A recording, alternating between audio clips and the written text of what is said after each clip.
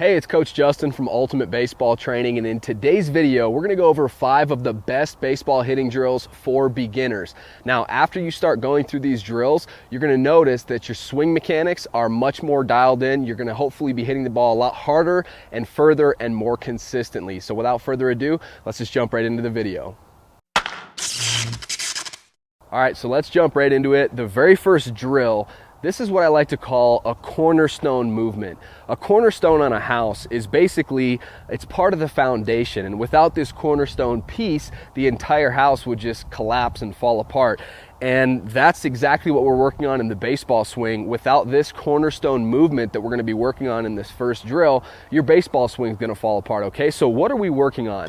This drill is called launch position walks. And I think this is, one of the most important drills for beginning hitters, because I think this is something that's not commonly taught, all right? So first of all, what is the launch position? The launch position, if I was gonna hit this ball off of the tee, all right, I would get into my regular stance and I would take some sort of a load and a stride. And the launch position is the position that I get into when my front foot hits the ground. So after I load, it's the position that I'm in when my front foot immediately strikes the ground. So this is considered your launch position, but not enough hitters get into a position similar to this, all right? Now there's something important that I want to point out. Although every single hitter out there has a slightly different way that they stand, right? A slightly different stance. I really don't care. I mean, this is a little extreme, but if you stood up at the plate like this, it literally does not matter as long as two things. Number one, as long as when you get to your launch position, all great hitters should look the exact same. And when you get to your contact position, all great hitters should look very, very similar as well, okay? So those are kind of the two major checkpoints, launch position and contact position. So I don't care how you start, but you need to make sure that you're getting yourself into a good launch position. That's what this drill is gonna help you do, okay? So the way that this works, we're not even going to use a tee and a ball for this one. So you can kind of get rid of the ball and the tee. I think it's important to start getting this movement down without the distraction of a ball, all right? So the way this is going to work is I want your feet relatively narrow. Even if this is not the way that you normally stand, feet narrow, handle of your bat on your neck, knob facing the catcher, all right? So you're just like this. You're nice and loose and relaxed. Now, our first movement is going to be almost like a load, a gather back. Just a little bit rock, getting our weight kind of against our backside. Then what we're going to do is we're going to stride towards the pitcher. We're going to almost take a big stride and we're going to sink down into an athletic position, okay? Boom. Sink down into an athletic position. Now, a couple things you'll notice. My feet are relatively wide here. My feet are not like this. They're relatively, when I take my stride, they're relatively wide, and they should be about as wide as almost your baseball bat, okay? My front foot lands slightly open, about 45 degrees. You can see that my hips are beginning to get ready to rotate while my hands are still back. So I can feel a stretch here in my lats. This front arm is lengthening. My knob of my bat is facing down towards the catcher. So that's kind of the launch position that you want to get into, okay? So launch position walks, all we're doing is we're taking a step, okay? We're getting into our launch position, we're checking to make sure everything looks good, and then we're coming up, and then we're doing it again. So it's kind of like walking lunges where you lunge, and then you lunge, and you just walk while you're lunging. It's the same with this.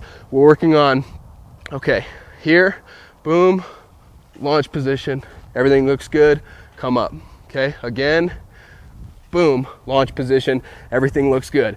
The last important thing that I want you to pay attention to, make sure your head stays directly between your feet, all right? You don't want to, the worst thing you can do, especially with taking a big stride like this, is allow your weight, your head or your chest to get over that side like that. We don't want to do that. We want to make sure it stays in the middle of our stance. But that's launch position walks, the first drill.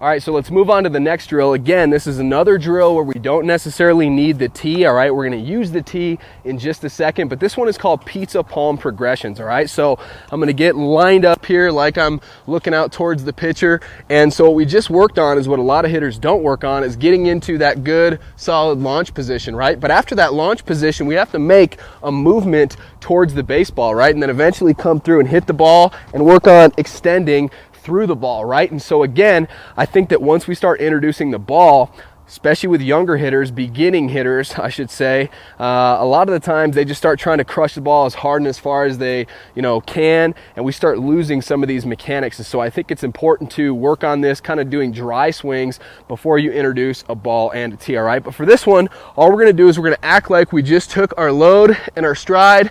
Okay, so we're in a position here. We're gonna have our baseball bat in tight, now out here like this, in tight to our body, in a position right here. And all we're gonna work on is going from this position to dropping. You'll notice the swing kind of starts when my front heel drops, all right? And as soon as I drop that heel, we're gonna work on, boom, going from here to contact to extending with the end of my bat, pointing right up the middle. We're acting like it's a middle pitch. We're hitting it right back up the middle, okay? So we got to our launch position, right? Boom, launch position. Our bat's getting on plane with the pitch. Boom, boom, boom. Staying connected. Remember, the handle is in tight. It's not out here like this. It's in tight. Boom, boom. Working on getting to this good extension position where my arms are making a V shape like this. Okay, not getting here and getting flippy and cutting ourselves off, but getting to a position like this. That's pizza palm progressions.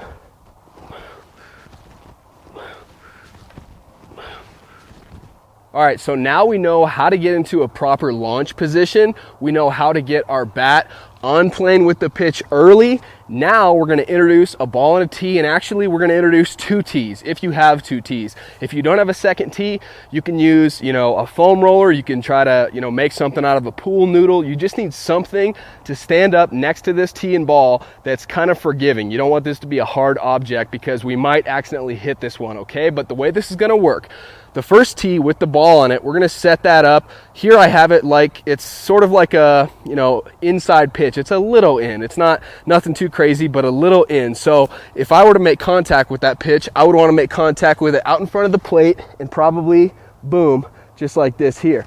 Now, the purpose of this tee is to make sure that we're staying connected. And if you want to talk about keeping your hands inside the baseball, that's another term you can use. But the point of this tee is just so we're not having an around the ball bat path, right? So what this is going to look like, I'm going to take regular swings. I'm going to focus on this ball and forget that this tee's even here. And if I take these swings properly, what's going to happen is I'm going to keep everything tight here into my body. And my bat is just going to completely zip right past this tee here, and I'm going to make contact with this ball, okay? But you know that you're not staying connected if instead of zipping past this tee, if your bat makes contact with the tee like this, that means you have, you're letting your hands get away from your body like this. You're not keeping everything tight and connected.